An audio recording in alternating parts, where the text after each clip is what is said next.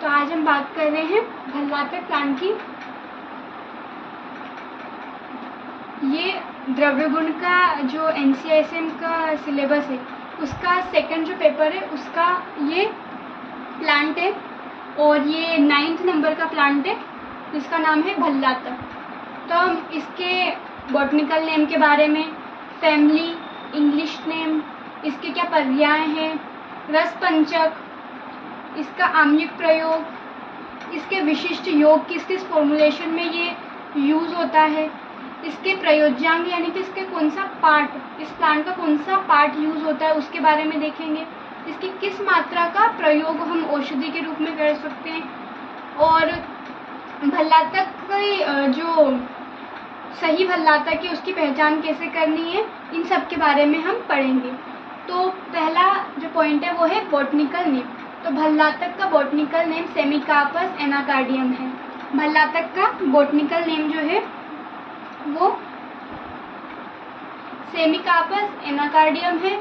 इसकी family Anacardiaceae है। इसकी फैमिली एनाकार्डियेसी है। इसका इंग्लिश नेम जो है वो मार्किंग नट के रूप में भी ये जाना जाता है। पर्याय की बात करें तो इसे भल्लातक, अग्निमुख, शोफकृत, अग्निमुख इसे कहते हैं, शोफकृत इसे कहते हैं। शोफकृत इसीलिए कहते हैं क्योंकि ये संपर्क में आने पर अशुद्ध भल्लातक है जिसका भी शोधन नहीं किया गया है, उसका अगर प्रयोग करते हैं तो ये त्वचा में शोफ यानी कि ब्लिस्टर्स कर देता है, इसलिए शोफकृत इसे कहा है। अरुष्कर भी इसे कहा है, वीर वृक्ष कहा है, अग्निक तो इसे इसके गुण, उष्णता के जो गुण है इसका उष्ण होने के कारण इसे अग्निक कहते हैं। रस पंचक की अगर बात करें तो ये वीर्य में उष्ण होता है क्योंकि त्वचा में संपर्क आने पर ही ये ब्लिस्टर्स, छाले, फफोले ऐसे उत्पन्न कर देता है, तो इसलिए हम इसको पहचान सकते हैं कि वीर्य में उष्ण होगा। विपाक में ये मधुर होगा, विपाक में ये क्या होगा, मधुर विपाक का होगा। तो ये हमें थोड़ा अलग लग रहा है कि उष्ण हो रहा है और मधुर विपाक है ना। 3 तरह के विपाक होते हैं, मधुर, अम्ल और कटु। तो ये कटु हो सकता था, अम्ल हो सकता था, लेकिन उष्णवीर होने के बाद भी ये मधुर विपाक का है, तो ये इसका इम्पोर्टेंट पॉइंट है।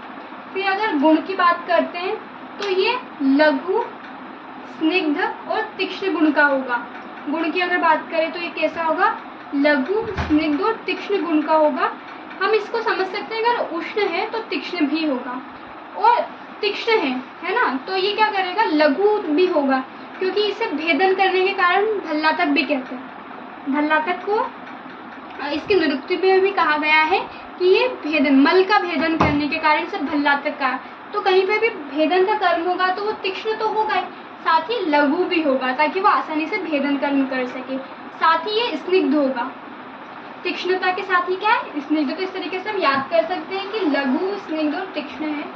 रस में ये कटु, तिक्त और कषाय है ना, जो षड्रस है, मधुरम, लवण, कटु, तिक्त, कषाय, उसमें से ये कौन सा रस वाला होता है, कटु, तिक्त और कषाय रस का होता है। अब अगर हम देखें से कर्म की बात करें तो कर्म में कफवात शामक है। कफवात शामक कैसे कहा गया है, तो कफवात शामक इसके उष्ण गुण के कारण। अब हम सोचेंगे कि उष्ण गुण वाला जो है वो कफवात शामक कैसे हो सकता है, तो कफ जो होता है वो भी शीत होता है, वात जो होता है वो भी अपने आप में शीतता रखता है। तो इस तरीके से उष्ण जो होगा वो कफवात का शामक होगा। इसी तरीके से पित्त का वर्धक होगा, क्यों, क्योंकि उष्ण गुण है, तो उष्ण और पित्त रिलेटेड है। पित्त भी अपने आप में उष्ण प्रॉपर्टीज रखता है, तो उस तरीके से ये उष्ण होने के कारण पित्तवर्धक है। फिर इसके आम्लिक प्रयोग की बात करें, यानी कि किन किन व्याधियों में इसका थेरापेटिक यूज कर सकते हैं, तो थेरापेटिक यूज में ये ज्वरनाशक गुण के कारण, इसमें प्रॉपर्टीज होती है कि ज्वरनाशक गुण कंटेन करके रखता है, तो इसीलिए जीर्ण ज्वर यानी कि जो पुराना ज्वर है उसमें ये यूज होता है और ये डेंगू में भी लाभकारी है। फिर ये ज्वर के लिए भिलावा अति उत्तम है क्योंकि जैसे संजीवनी वटी है, संजीवनी वटी का अनेक व्याधियों में इसका प्रयोग किया जाता है, उसमें से ज्वर जो है, ज्वर में भी संजीवनी वटी का उपयोग किया जाता है, तो संजीवनी वटी में भी भिलावा होता है, तो इस तरीके से ये ज्वर शामक कहा गया है।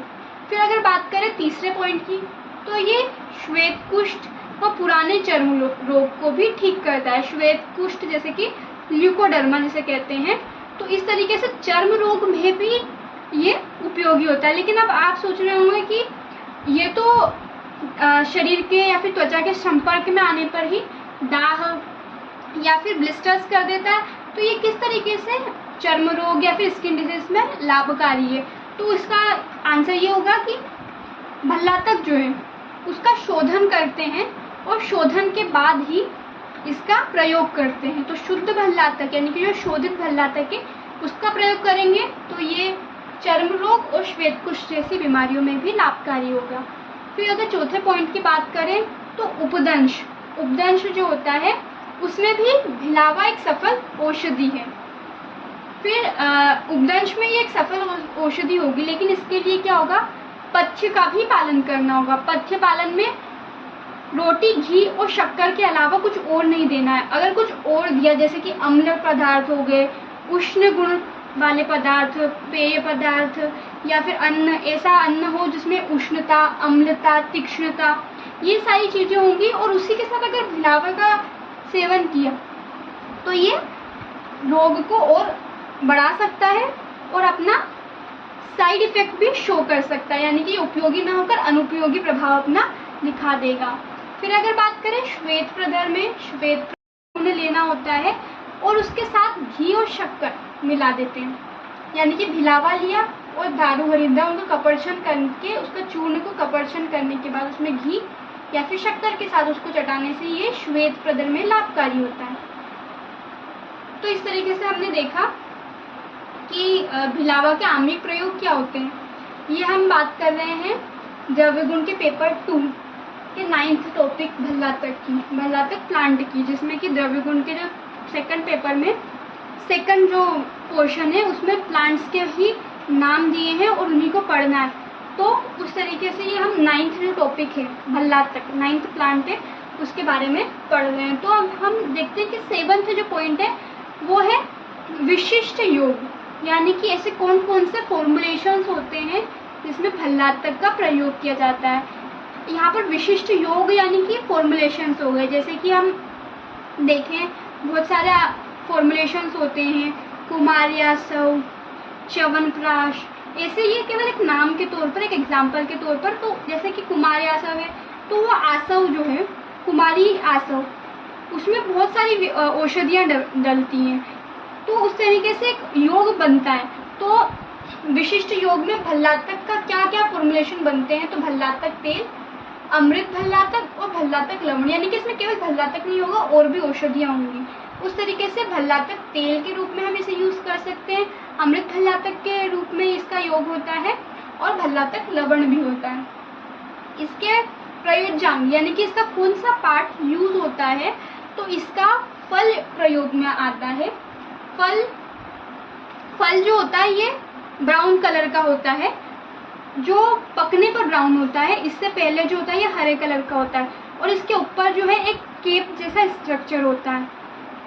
फिर अगर इसकी मात्रा की बात करें तो मात्रा कल्क रूप में 3 से 6 ग्राम होगी और तेल के रूप में 10 से 20 बूंद होगी। उत्तम भल्लातक जो होता है, अगर भल्लातक की परीक्षा करनी है कि कौन सा भल्लातक नेचुरल यानी कि सही है और उसमें कोई वो आर्टिफिशियल नहीं है, यानी कि वो नेचुरल है, तो उसके लिए जो जल में डूब जाए वो उत्तम भल्लातक होगा। फिर अगर विषाक्त लक्षण भल्लातक का सही रूप से शोधन नहीं किया है, फिर अति मात्रा में उसका सेवन कर लिया तो पित्त प्रकोप हो जाता है, दाह और विस्फोट जैसी भी समस्या होती है। इसीलिए भल्लातक को चिकित्सक की देखरेख में और उचित मात्रा में जो चिकित्सक ने बताई है रोग को, क्योंकि चिकित्सा जो होती है वो रोग की पूरी एक जानकारी के बाद ही औषधियों का निर्धारण करते हैं, तो एक उचित मात्रा में ही औषधि का प्रयोग करते हैं।